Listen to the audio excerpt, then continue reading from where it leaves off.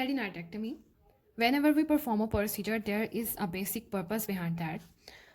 तो हम एडिनाइडेक्टमी करते क्यों हैं? Adenoidectomy integrated alone on the combination with the tonsillectomy. अब हमारे पास नेजोफेनेक्स में पोस्टीरियरली या posterior wall of the nasopharynx पे हमारे पास एडिनाइड्स जो होते हैं वो प्रेजेंट होते हैं।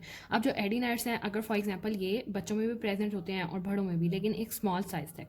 लेकिन फॉर एग्जांपल अगर किसी वजह से हाइपरट्रॉफी यानी इनलार्जमेंट हो जाती है एडिनाइड्स की posterior wall of the nasopharynx पे, तो वो हमारे पास जो नेजल पैसेज है उसे ऑब्स्ट्रक्ट करना स्टार्ट कर देगी, हमें प्रॉपरली सांस नहीं आएगा। इसके अलावा स्नोरिंग वगैरह स्टार्ट हो जाएगी, जिसकी वजह से हमें एडिनाइडेक्टमी करनी पड़ती है। मतलब ये जो adenoids posterior wall of the nose पे प्रेजेंट होते हैं, हम इन्हें कट कर देते हैं।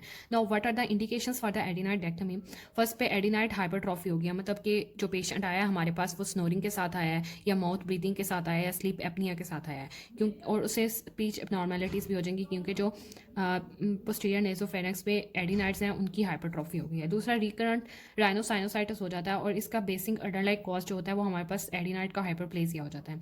इसके अलावा क्रोनिक ओटाइटिस मीडिया विद एफियन में जो एसोसिएटेड विद होता है एडिनाइड हाइपरप्लेजिया से, उसमें भी हम एडिनाइडेक्टमी कर देते हैं। इसके अलावा रिकरेंट अगर एयर डिस्चार्ज हो रहा है जिसका भी अंडरलाइन कॉज हाइपरट्रॉफी ऑफ एडिनाइड है, तो भी हम एडिनाइडेक्टमी करेंगे। इसके अलावा डेंटल मेल एक्सक्लूजन्स वगैरह में हो जाती हैं। ये डेंटल एबनॉर्मेलिटीज़ को ख़त्म तो नहीं करता, लेकिन उनकी रिकनेस नहीं होने देता। अब हमारे पास कंट्राइंडिकेशंस हैं कि हम किन प्रोसेस में एडिनाइडेक्टमी नहीं करते। एक, हमारे पास अगर पेशेंट को क्लेफ्ट पैलेट है या सबम्यूकस पैलेट है तो नहीं कर सकते। इसके अलावा हेमरेजिक डायथेसिस में नहीं कर सकते, और acute infection of the respiratory tract है पेशेंट को, तो भी हम इसमें एडिनाइडेक्टमी का प्रोसीजर परफॉर्म नहीं कर सकते। नाउ वी विल सी कि how we will perform the एडिनाइडेक्टमी।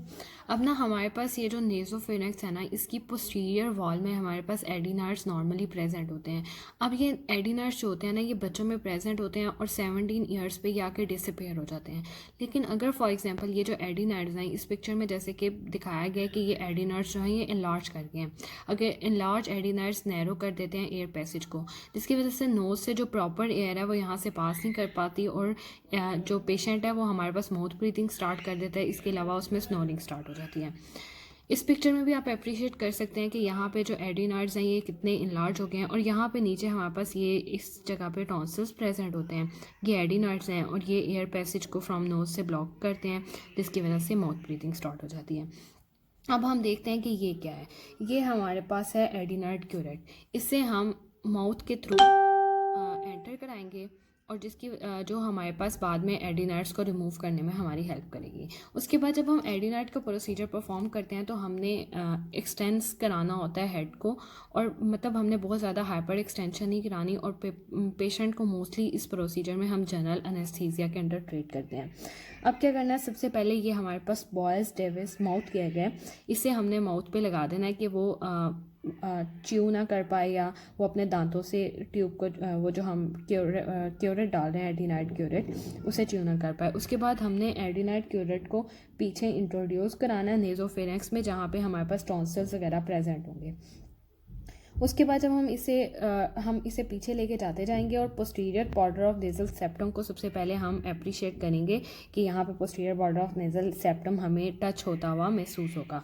इस पिक्चर में हम ज़्यादा बेटर अप्रिशिएट कर सकते हैं। जब हम माउथ से डालेंगे तो पहले हमारे पास यहाँ पे नेजल सेप्टम अप्रिशिएट होगा, फिर उसे पीछे ले जाएंगे, और जब हमें पता लग जाएगा कि वहाँ पे एडिनाइड्स हमें मिल गए हैं, तो हम वहाँ पे क्या करेंगे, slightly flex to avoid the injury of the odontoid process, मतलब हम उसे थोड़ा फ्लेक्स कर लेंगे।